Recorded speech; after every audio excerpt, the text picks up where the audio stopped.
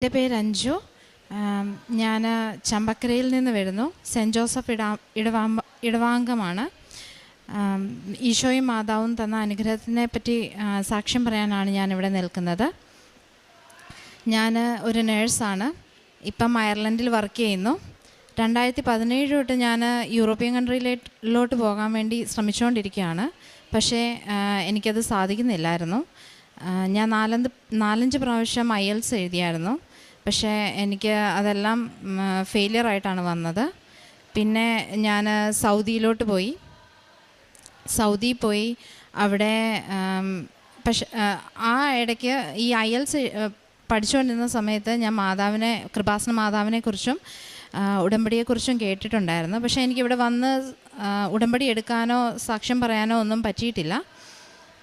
അത് കഴിഞ്ഞ് ഞാൻ സൗദിയിൽ അവിടെ ഞാൻ വർക്ക് ചെയ്തുകൊണ്ടിരുന്ന സമയത്ത് ഞങ്ങളുടെ കൂട്ടത്തിലുള്ള ചേച്ചിമാരൊക്കെ കൃപാസന മാതാവിനെ പറ്റി പറയുകയും അനുഗ്രഹത്തെപ്പറ്റി പറയുകയൊക്കെ ചെയ്തു.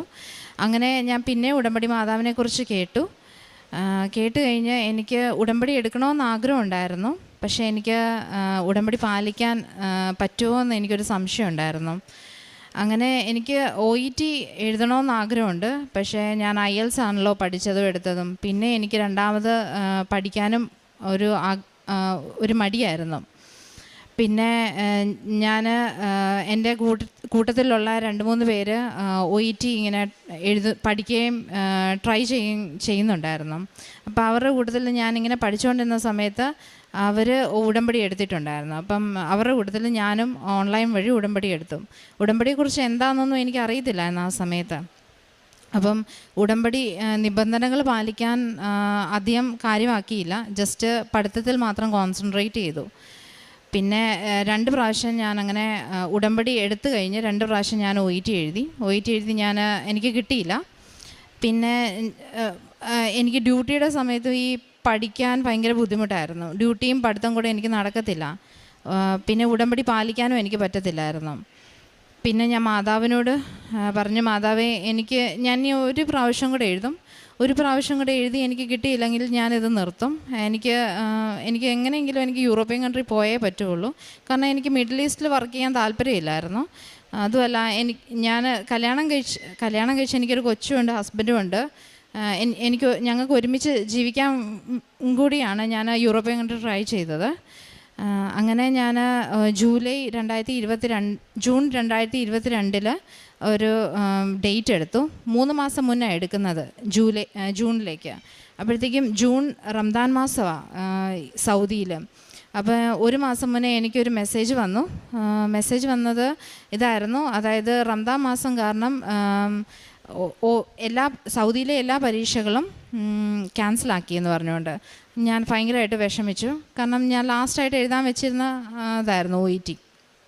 അങ്ങനെ മാതാവിനോട് പ്രാർത്ഥിച്ചതിൻ്റെ ഫലമായിട്ട് ഉടമ്പടി നിബന്ധനകൾ ഞാൻ ശരിക്കും പാലിക്കാൻ തുടങ്ങി. അങ്ങനെ മാതാവ് തന്നെ എനിക്കൊരു വഴി കാട്ടി തന്നു. മാതാവ് ജൂണിലേക്ക് എനിക്കൊരു ഡേറ്റ് എടുത്തു തന്നു. അത് ജൂലൈയിലാണ് ഞാൻ എടുത്തത്. സാധാരണ അങ്ങനെ ഒരു ഡേറ്റ് കിട്ടാൻ ഭയങ്കര പാടാണ്. കാരണം 3 മാസം മുന്നേ എടുത്താലേ ഒരു ഡേറ്റ് സൗദി അറേബ്യയിലെ സെൻറ്ററിൽ നമുക്ക് കിട്ടത്തുള്ളൂ, ജിദ്ദയിലോ റിയാദിലോ. അങ്ങനെ ഞാനൊരു ഡേറ്റ് എടുത്ത് ഞാൻ OET എഴുതി ഞാൻ പാസ്സായി. എക്സാമിൻ്റെ സമയത്ത് ലിസണിങ് എനിക്ക് ഭയങ്കര പാടായിരുന്നു. ലിസണിങ്ങിനായിരുന്നു എനിക്ക് എപ്പോഴും സ്കോർ കുറഞ്ഞുകൊണ്ടിരുന്നത്. പക്ഷേ സി പാർട്ട് എഴുതിയപ്പോഴത്തേക്കും എനിക്ക് മനസ്സിലായി എൻ്റെ കഴിവുകൊണ്ട് ഒരിക്കലും ഇത് കിട്ടാൻ പോകുന്നില്ല, ദൈവത്തിൻ്റെ കൃപയാൽ മാത്രമേ ഇത് കിട്ടത്തുള്ളെന്ന്. അങ്ങനെ ഞാൻ മാതാവിനെ എല്ലാം സമർപ്പിച്ച് പ്രാർത്ഥിച്ചു. അങ്ങനെ എനിക്ക് റിസൾട്ട് വന്നപ്പോൾ OET എക്സാം പാസ്സായി. ഞാൻ അടുത്ത പ്രോസസ്സിങ്ങിന് വേണ്ടി അപ്ലൈ ചെയ്തു. അപ്പോഴും ഞാൻ സൗദി തന്നെയാണ്, ഓൺലൈൻ ഉടമ്പടിയിൽ കണ്ടിന്യൂ ചെയ്തുകൊണ്ടിരിക്കുക.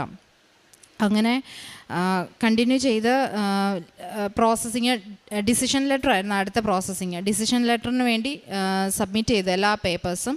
അതെല്ലാം നല്ല രീതിയിൽ തന്നെ എനിക്ക് സബ്മിറ്റ് ചെയ്യാൻ പറ്റി. ഒരു ഡിലേ ഉണ്ടായില്ല. അങ്ങനെ നവംബർ 27 അതും മാതാവ് എനിക്ക് കാണിച്ചു തന്നു. നവംബർ 27 നിനക്ക് ഡിസിഷൻ ലെറ്റർ കിട്ടുമെന്ന് എൻ്റെ മനസ്സിൽ മാതാവ് പറഞ്ഞു. ആ ഡേറ്റ് എനിക്ക് തന്നു. അങ്ങനെ ഡിസിഷൻ ലെറ്റർ കിട്ടി എനിക്ക് തീർത്ഥാടന ഉടമ്പടി എടുക്കണമായിരുന്നു. എൻ്റെ ലീവിൻ്റെ സമയമായിരുന്നു. അങ്ങനെ ഡിസംബർ 1-ാം തീയതി ഞാൻ നാട്ടിൽ വന്നു. ഡിസംബർ 2-ാം തീയതി ഇവിടെ തീർത്ഥാടന ഉടമ്പടി എടുത്ത് പിന്നെ ഞാൻ ഇൻ്റർവ്യൂ ഉണ്ട്. അയർലൻഡ് സ്കോറാണ് എനിക്ക് കിട്ടിയത്. അതെനിക്ക് ആഗ്രഹിച്ച സ്ഥലത്ത് തന്നെ മാതാവ് എനിക്ക് ആ സ്കോർ നൽകി അനുഗ്രഹിച്ചു. പിന്നെ ഇൻ്റർവ്യൂവിന് വേണ്ടി ഞാൻ കുറച്ച് കഷ്ടപ്പെട്ടു. പക്ഷെ ഞാൻ വിചാരിച്ച എനിക്ക് ഇൻ്റർവ്യൂ പെട്ടെന്ന് പാസ്സാകാൻ പറ്റും, എല്ലാ പ്രോസസ്സിങ്ങും പെട്ടെന്ന് നടക്കുമെന്നാണ്. പക്ഷേ OET-യെക്കാട്ടിലും കഷ്ടമായിരുന്നു ബാക്കി എല്ലാ പ്രോസസ്സിങ്ങും. ഭയങ്കരമായിട്ട് കഷ്ടപ്പെട്ടു. ഇൻ്റർവ്യൂ UK-യിലേക്ക് പെട്ടെന്ന് നമുക്ക് പോകാൻ പറ്റും ഏജൻസീസിനോട് സംസാരിച്ചപ്പോഴത്തേക്കും. അപ്പോൾ അവർ ഒന്നുകൂടെ എഴുതാൻ എന്നോട് പറഞ്ഞു OET. പക്ഷേ എനിക്കത് താല്പര്യമില്ലായിരുന്നു. പിന്നെ ഞാൻ അയർലൻഡ് നടക്കുന്ന ഏജൻസീസിനോട് ചോദിച്ചു എവിടെയെങ്കിലും ഇൻ്റർവ്യൂസ് ഉണ്ടോ എന്ന്. പക്ഷെ അവർ പറഞ്ഞു ഒരു ഇൻ്റർവ്യൂസും ഇല്ല ഇപ്പം. അപ്പം ഞാൻ മാതാവിനോട് പ്രാർത്ഥിച്ചു, മാതാവേ ഇനി എന്നാ ഞാൻ ചെയ്യേണ്ടത്, ഏജൻസീസിനെ ഞാൻ പിടിക്കണോ വേണ്ടയോ, എന്താ ഞാൻ ചെയ്യേണ്ടതെന്ന് മാതാവിനോട് ചോദിച്ചു.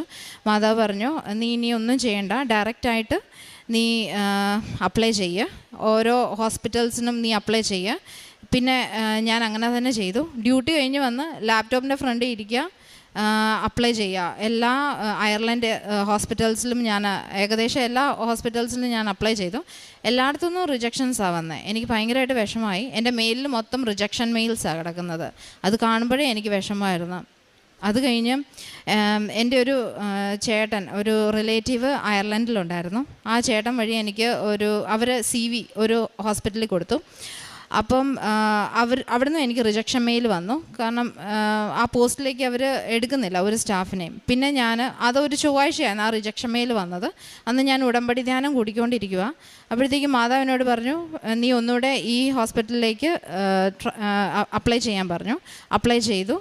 അവരെനിക്ക് ഇൻ്റർവ്യൂ സമയവും കാര്യങ്ങളും എല്ലാം തന്നു. അങ്ങനെ ബുധനാഴ്ച ഞാൻ ഇൻ്റർവ്യൂവിന് ഒരുങ്ങിക്കൊണ്ടിരിക്കുക. മാതാവിനെ സമർപ്പിച്ച് പ്രാർത്ഥിച്ചു, എല്ലാം ചെയ്തു. അങ്ങനെ ഇൻ്റർവ്യൂ നടക്കുന്ന സമയത്ത് ഇടയ്ക്ക് വെച്ച് വൈഫൈ കട്ടായി. എനിക്ക് അവരുടെ ഫീഡ്ബാക്ക് ഒന്നും കിട്ടിയില്ല. ഇൻ്റർവ്യൂ അവർ ചോദിച്ച കാര്യങ്ങളെല്ലാം ഞാൻ പറഞ്ഞായിരുന്നു. പിന്നെ എനിക്ക് അവരുടെ ഫീഡ്ബാക്ക് ഒന്നും അറിയത്തില്ല. ഞാൻ സെലക്റ്റായോ ഒരു കാര്യവും അറിയത്തില്ല. പിറ്റേ ദിവസം മെയിൽ വരുമെന്നാണ് വിചാരിച്ചത്. എന്നിട്ട് ഒരു മെയിൽ പോലും വന്നില്ല. അപ്പം മാതാവ് എന്നോട് പറഞ്ഞു, ഒരാഴ്ച കഴിഞ്ഞ് നീ വെയിറ്റ് ചെയ്യുക, നിനക്ക് മെയിൽ വരും, നീ വെയിറ്റ് ചെയ്യാൻ പറഞ്ഞു. അങ്ങനെ ഒരാഴ്ച ഞാൻ ഒത്തിരി പ്രാർത്ഥിച്ചു, ഉടമ്പടിയിൽ തന്നെ നിന്നു. അങ്ങനെ ഒരാഴ്ച കഴിഞ്ഞ് എനിക്ക് മെയിൽ വന്നു. നീ ഓഫർ ലെറ്ററോട് കൂടിയാണ് മെയിൽ വന്നേക്കുന്നത്. ഞാൻ സെലക്റ്റായി, ബാക്കി പ്രോസസ്സിങ്ങിനുള്ള കാര്യങ്ങൾ കണ്ടിന്യൂ ചെയ്യാൻ പറഞ്ഞുകൊണ്ട്. അങ്ങനെ എല്ലാ പേപ്പേഴ്സും സബ്മിറ്റ് ചെയ്തു. ഞാൻ തന്നെയാണ് ഇത് ചെയ്യുന്നത്. മാതാവ് എൻ്റെ കൂടെ എന്നെ നയിച്ചുകൊണ്ടിരിക്കുക. എല്ലാ കാര്യങ്ങളിലും മാതാവ് എന്നെ സഹായിക്കുന്നുണ്ടായിരുന്നു. എനിക്ക് ആവശ്യമുള്ള സമയത്ത് ഓരോരുത്തരെയും അമ്മ ഏർപ്പെടുത്തി തന്നു. അങ്ങനെ പേപ്പേഴ്സ് എല്ലാം സബ്മിറ്റാക്കി. ATWS എന്ന് പറഞ്ഞൊരു പേപ്പേഴ്സുണ്ട്. അതിനുവേണ്ടി ഞങ്ങൾ അപ്ലൈ ചെയ്തിട്ട് ഞാൻ റെസിഗ്നേഷൻ കൊടുത്തു കഴിഞ്ഞിട്ട് ഞാൻ നാട്ടിലേക്ക് പോന്നു. അതിനുവേണ്ടി വെയിറ്റ് ചെയ്തു. പക്ഷേ അതിനൊരു ക്വയറി വന്നു. ഞാൻ ബൈബിൾ വായിക്കാൻ തുടങ്ങി. അരമണിക്കൂർ, 1 മണിക്കൂറായി, 1 മണിക്കൂർ 1.5 മണിക്കൂറായി, 2 മണിക്കൂറായി. അങ്ങനെ ബൈബിൾ ശരിക്കും വായിക്കാൻ തുടങ്ങി. അങ്ങനെ ഒരു മാസത്തിനുള്ളിൽ ആഗസ്റ്റിൽ എനിക്ക് ATWS വന്നു കഴിഞ്ഞിട്ട് എൻ്റെ ഹോസ്പിറ്റലിലോട്ട് ഡയറക്റ്റ് ഏജൻസി വഴിയും കുറേ പിള്ളേർ പോകുന്നുണ്ടായിരുന്നു. അപ്പം ഈ പിള്ളേർക്കൊക്കെ ഹോസ്പിറ്റൽ വഴി ഡയറക്റ്റ് മെയിൽ വന്നു.